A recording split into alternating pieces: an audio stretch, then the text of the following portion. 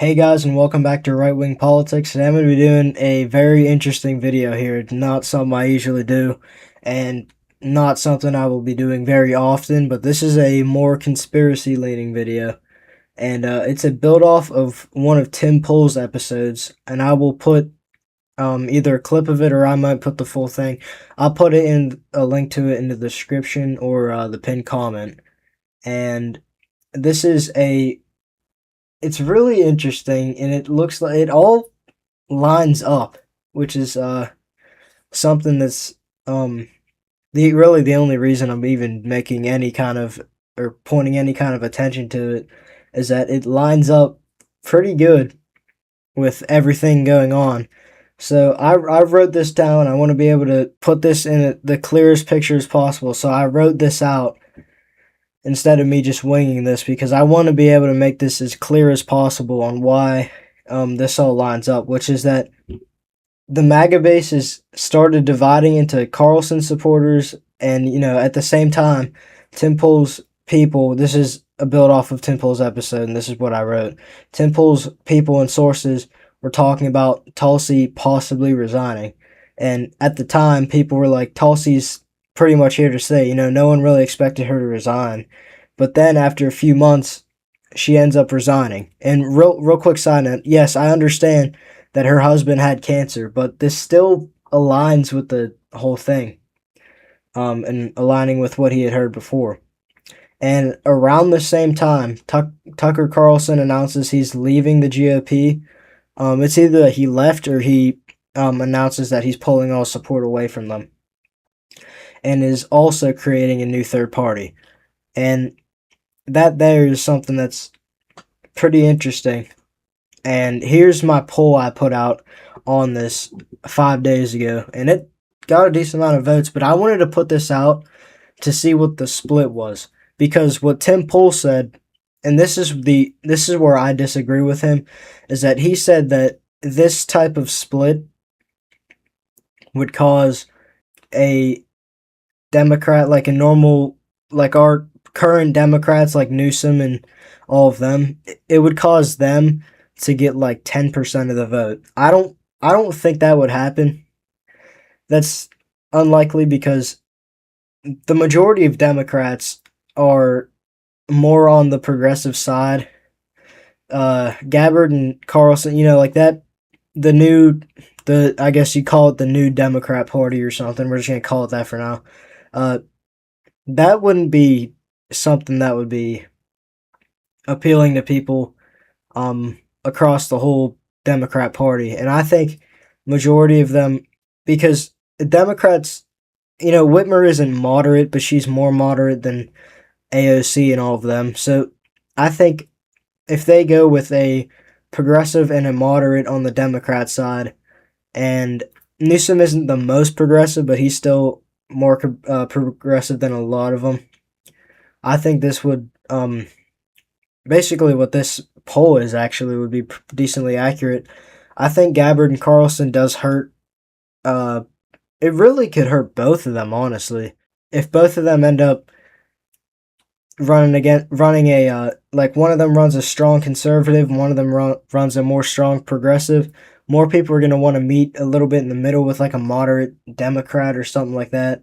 And I feel like that would hurt both sides. But I think the Democrats of Newsom and Whitmer, like people like that, I feel like that would be hurt more. That a ticket like that would be hurt more than Vance and Rubio, because they would Tulsi and Carlson, they would try to run something as like a moderate Democrat style. So I will be filling out a map on what would actually happen here, what would actually end up being the result, and how would this all go down. So first, I will be filling out JD Vance's safe states, which is Idaho, Montana, Wyoming, Utah, North and South Dakota, all of Nebraska except the second district, which will be probably a lot more red than you would expect. Uh, Most of the South, you understand, the Midwest, Alaska, and Maine's first district, and that looks like that is it, as well as Florida. My bad. Yeah, that was a big one to miss. Wow. Uh, so now with Florida and all that, that's 219 electoral votes in the safe column. Now, Newsom's safe states are very limited. You got Washington D.C., Maryland, Massachusetts, and that is it. I know. Vermont not being safe is a weird thing. Um, they they have a weird electorate up there. They like independence, but like on the Democrat side, it's interesting. I think here's the likely states for J.D. Vance and Marco Rubio, which are going to be Nevada, Arizona, Georgia, North Carolina, Pennsylvania, Michigan, Wisconsin, Minnesota, and Nebraska's second district. So right now, the Republicans are up to 323 electoral votes, which is already more than they won in 2024. Uh, Republicans haven't won um, above like 312 since 1988. So yeah, this is already giant. But again, this is because of the split, which heavily affects the Democrats. Um, Now Newsom's likely states are going to be California, Washington. I don't think these states would be heavily affected. You could even argue California goes by about 15. And the reason I say that is because the cities are very far left. I think they would still vote pretty strongly blue. I don't think like Gabbard and Kennedy would appeal to friggin' San Diego and Los Angeles. They like their very far left candidates, so they'll vote the farthest left they can. Um, if Stalin was on the ticket, I'm sure they would take him. But uh, yeah, that's and then Connecticut and Rhode Island I have down, and that there is it, and Hawaii. Hawaii would be kind of contested. I mean, Gabbard would probably have some name recognition down there, and she would do all right. She would definitely be in second place. Vance and Rubio don't stand a chance there. That's just something, you know. The GOP is very small there. It's hard for them to, you know. Hawaii's not something that the GOP is just going to go out there and win. All right, it's very simple. Um, and that is the likely states for Newsom and Whitmer. Now, the lean states for J.D. Vance are going to be here New Mexico, Virginia. Virginia is an interesting one. I was thinking that Gabbard would really that like there's arguments that could be made for it going blue, like for Newsom and Whitmer, and that is that Rubio would um would be appealing in the or not the suburbs, but like the rural areas of Virginia, and Tulsi would be performing well. Like she would be appealing people away from him there because you know the DC metro area or up around here around DC. That's not going to vote for a moderate Democrat. They they're the farther left, you know, and DC kind of spills over how that, you know, so that really hurts Republicans. And actually, because of that, I'm gonna put Virginia in the tilt Republican column. It will be highly contested. It would be an interesting state. I think New Jersey will be lean, and I think you will see. You know, is that it? Maine overall, I have is lean too. So that looks like that is it. That is 357 electoral votes for J.D. Vance. Now let's go to Newsom's lean states, which are going to be New York. We're going to put New York as likely. I think New York, it's the same kind of thing as I said for Virginia and California. Like their cities are just really far left. They ain't going to be appealed by a moderate Democrat.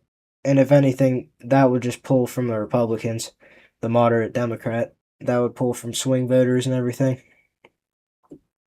I think Illinois would probably also be likely, honestly. Maybe lean just because of the way it's moved.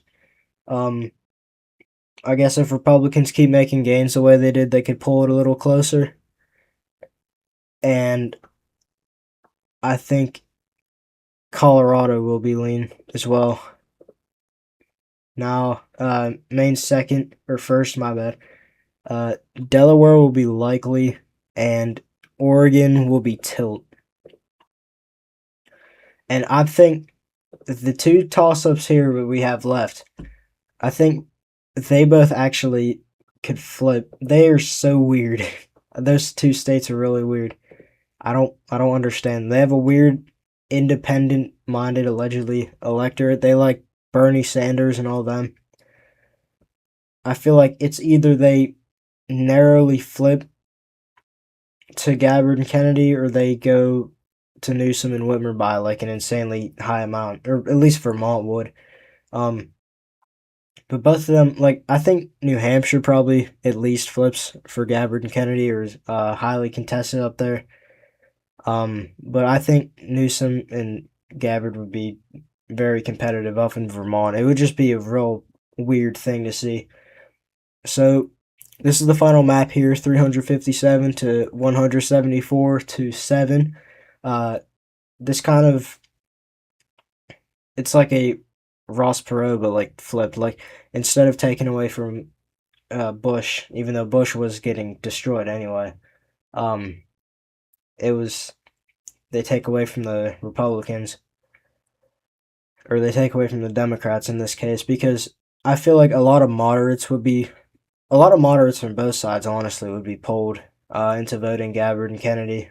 And like, unlike Tim Pool saying the Democrats would only have 10%, I think Democrats would still be second place overall, but I think they lose all the moderates that would end up voting for them, and therefore that causes them to lose a lot. And as you can see, they pulled more Tulsi and Carlson I have on this poll, but I don't feel like, because Carlson said he wouldn't run, I think. But I think it would be more like how this poll has it, not how Tim Pool said he would do, or how Tim Pool said the scenario would go out. So I hope you guys enjoy this. Comment down below if you think this is actually a likely scenario. They're saying, I'll do a little bit more explanation real quick, which is that they're saying Trump and like all of his people, they're all kind of behind this, having a bit of a plan to try to, take away from the Democrat Party because of how far left it's gone. And they're trying to get rid of that policy. They're not saying, and people are going to twist those words in my comments, I know it already. No, we're not trying to silence anyone.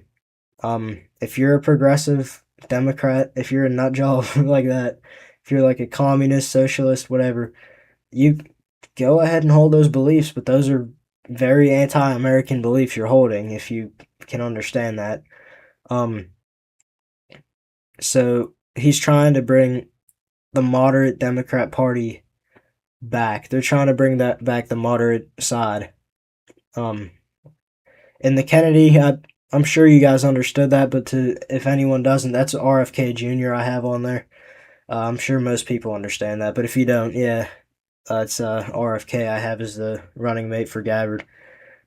So, yeah, thanks for watching. If you have any suggestions you want to comment, go ahead and comment them down below.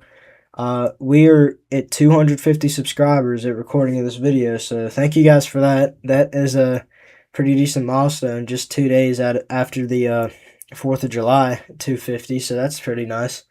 But yeah, we're trying to get monetized, so if you can, subscribe, like, comment, and yeah, I will see you guys in the next video.